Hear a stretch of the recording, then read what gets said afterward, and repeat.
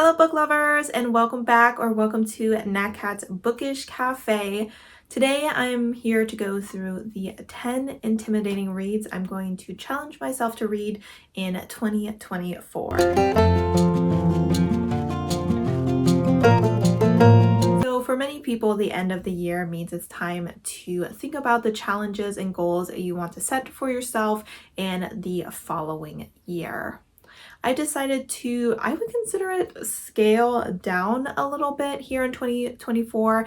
I'm not going to be doing some of the long lists that I have done in the past of like 20 books that I want to read in that year. I noticed that I just didn't get to a lot of them, especially in the second half of the year, because sometimes the books you're really feeling at the beginning of the year are not the books you're really feeling at the end of the year. So what I've done instead is I will be doing a goal bingo board, and I will be doing this intimidating reads challenge. Today we'll just be going through the challenge. The rest of the goals I believe will be coming next week, so make sure you stick around to see that. But what this intimidating book challenge is that I have gone through my TBR and looked at books that I have been avoiding. These are books that I really want to read, but I am intimidated by them either because of their content or by their size. I'm not someone who picks up long books very often, but I am someone who would like to.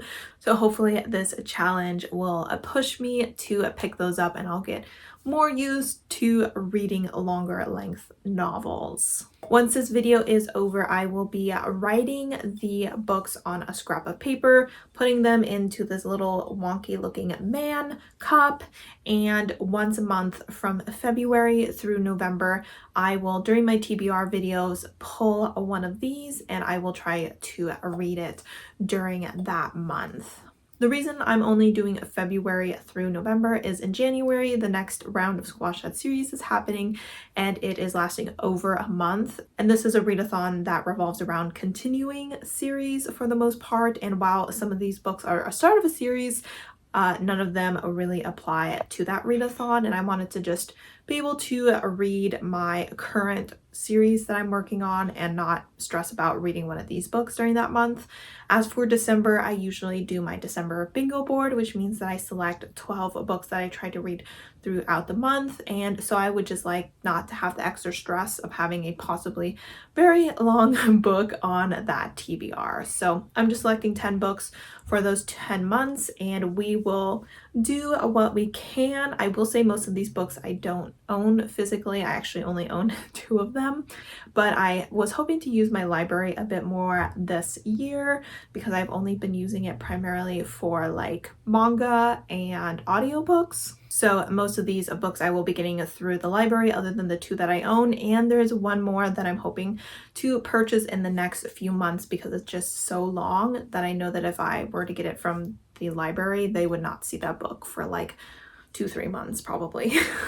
All right, without further ado, let's go ahead and jump into these books. I don't think I will speak on them too much because a lot of them I don't know much about them anymore because they've been on my TBR for so long, because I've been avoiding them for so long. But we'll go ahead and start with the 2 that I physically own and then jump into the remainder. The first book on this list is going to be The Heart's Invisible Furies by John Boyne. I believe that this book, as well as some of the other books on this list, were on my 20 books to read in 2023.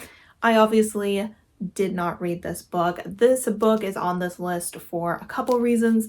One, this book is over 500 pages long. Let's see.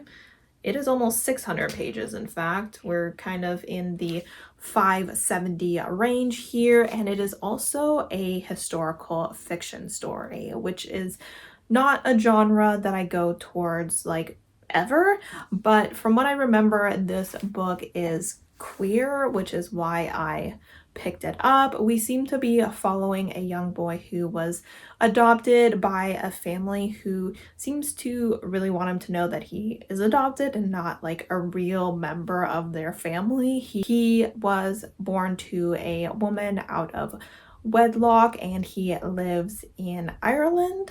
From the synopsis, it seems that the story is going to span a few years, if not his entire life, but it does start in the 1940s. It seems like one of the few things keeping him grounded is a friendship with another man, and we just follow this man through Irish history. And that intimidates me because that kind of sounds a little bit boring, but it's got an award, and I have to believe that there was a reason that I purchased this book at some point from Book of the Month. So we are going to go ahead and give it a try. The next book is a very well-known book and probably on a lot of people's intimidating books lists. I believe it came out last year, and that is Babble by R.F. Kuang. I have never read a book by this author. I know they've got a few things out there. I was initially like, once Yellowface came out, I was like, I'll start with that because it's shorter, but who knows? You know, depending on when during the year I pull this one, this may be my first experience with R.F. Kuang. And this is also a historical book, but it does have some fantasy aspects to it as well. We seem to be following a character from, I want to say, China, and he is brought over to England to study translations, and there he does translations for the government, and I believe that it has a lot to do with silver, which may have some sort of magical abilities associated with it.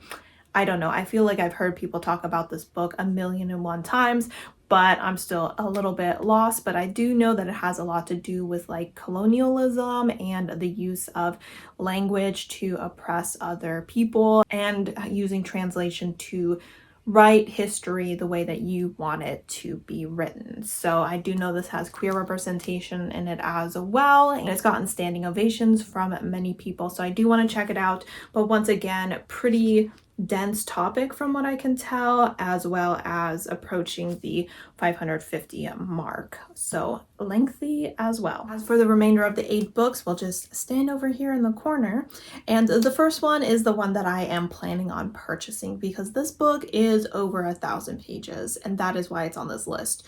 Purely page length is why I'm intimidated, and that is Don Quixote by Cervantes. And this is a very old book. It's considered a classic. Like I said, it's over 1,000 pages. From what I remember of the synopsis, I believe that we are following a man who seems to be really enamored with the tales of knights, and so he sets out to become a knight himself, and we follow him on his adventures. For some reason, I remember that the story may be slightly humorous. I'm hoping. I think that'll make the journey more smooth. It would be terrible if this was just a depressing story where terrible things happened for 1,000 pages. But while I'm not super into classics, for some reason this is one that has always called to me, but I've always been scared to pick it up because I know that it will take me a few weeks to read, and it's probably one of those books where I just need to break up the reading process because my stamina to read one book for 1,000 pages just isn't there right now, but we are going to give it a go, and we'll see if it deserves to continue to be one of those books that is spoken about again and again all throughout human history. Next, we have a book that isn't super long, but the topic does intimidate me a little bit, and that is Just by Looking at Him by Ryan O'Connell. This is a story about a man who has cerebral palsy, and I believe the author has that as well, so it is own voices for that disability representation. This is a story that I kind of went back and forth on if I wanted to read it or not, because from what I hear, the main character is not the most likable, and I'm always kind of hesitant to go into stories where characters are just not liked because I'm very character driven, so I want to like my characters. But we are following a man who is queer, and he has obviously a disabled body, and he is struggling with that in the queer community, because I believe especially when it comes to like queer men, your physique is considered relatively important, and he actually has a very loving boyfriend, but he's cheating on that boyfriend, which is like, I don't like the cheating trope, which is another reason I was like, do I want to read this book? But I think I do because I've heard relatively good things about it. I'm interested in the own voices, the disability representation in here. I have a feeling that this is going to be a book that doesn't make me feel very good, but it'll also give me a deeper understanding of someone with a disability as well as someone within the queer community who has a disability. You often hear about how a lot of people in the disability community, whether it's mental health disabilities or physical disabilities, that a lot of them are actually part of the queer community. And so I definitely want to read more books about them. And I figured that this was a good place to start, even though it has some tropes and things going on that are making me a little nervous to pick it up, but hopefully I enjoyed as much as many other people seem to have. The fifth book on this list is The City of Brass by S.A. Chakraborty. I actually have her book, The Adventures of Amina Sarafi, on my shelf. I got it from a book of the month, but I did actually want to start with this trilogy because I believe that book, while not really related at all, is set in the same world. This is a East Asian inspired fantasy story. I believe we are following a young woman who is conning people, and one day she actually ends up summoning a jinn. It seems that this jinn then tells her about Devabad, which is a mystical city that our character seems to have some sort of ties to. And together they travel there, and I'm assuming there's a lot of political intrigue and maybe lots of changes to power structures and whatnot that you can find in adult fantasies. And it is a series that a lot of people really seem to enjoy, and I've been meaning to pick it up for a while, but the books are a little chunkier, so I have been putting it off, but we're gonna go ahead and take that leap this year. Book number 6 is a book I know for sure was on my books to read in 2023, and I just didn't read it. In fact, I think it was on a list of books to read in 2022 as well, so we're not putting it off another year, and that is Strange the Dreamer by Laini Taylor. This is a book that is just relatively well beloved, and I feel like sometimes the hype around it intimidates me more than the fact that the book is a little longer.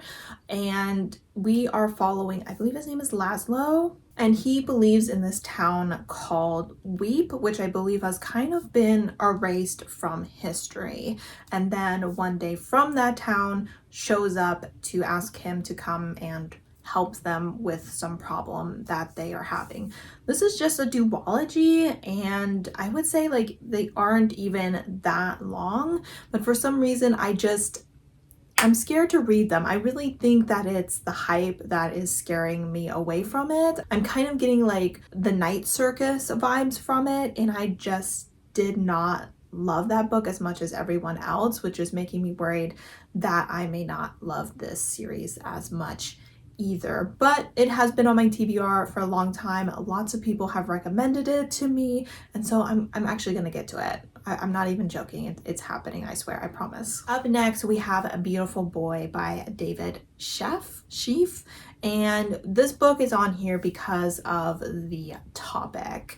And this book follows the point of view of a father, and I don't know if we follow the point of view of the son as well, but for sure the point of view of a father who is struggling with a son who has a drug addiction. Drug addiction is a pretty big deal here in America. I have to admit, I don't know how big it is in other countries, but here in America, we have definitely an epidemic of like fentanyl and opioid overdoses and whatnot. So it's definitely a tough topic. It is luckily not something that I have ever experienced. I've never lost anyone to drugs. I've never done drugs or had anyone in my family who had to go through rehab or anything, but it is still definitely something that I'm very aware of, and I find it a very heartbreaking concept to follow a father who is just in a way slowly but surely losing his child. And so I've been very scared to read this book because I feel like it's gonna make me cry, and so I haven't picked it up because it sounds depressing, and who wants to read a book that's just like gonna depress you the whole way through. But at the same time, I feel like it is a very relevant and important topic, and so I definitely want to go ahead and try this out, and maybe I'll watch the movie and cry at that as well. Up next, we have another book that I believe is considered a classic, and that is Rebecca by Daphne du Maurier. This is a book that I've heard pretty much only good things about it. I know some of the YouTubers I was following reread it this year, and so it's definitely jumped up on my TBR. I'm not a huge classics girly, and I also feel like this one was inspired by Jane Eyre, which was a book that I had a decent time with but didn't absolutely love. We seem to be following a new bride whose new home is still very much under the thumb of the deceased wife, and I do think it's maybe very gothic. I don't know if it goes into horror or thriller vibes, but this book is apparently just under 450 pages of what I'm assuming is going to be semi-classic, maybe slow-paced writing. I have had some trouble with gothic novels lately, so I'm kind of hoping that this book will give me what I want. If it doesn't, maybe I need to give up on the idea that gothic novels are for me. The next book is a short one, like probably the shortest on this list, and that is This Is How You Lose the Time War by Amar El Mortar. And this is a short sapphic sci-fi, but every time people talk about this book, they talk about how confusing it is, and I'm just not the kind of person who really loves to pick up books that will confuse me. I don't like to be confused.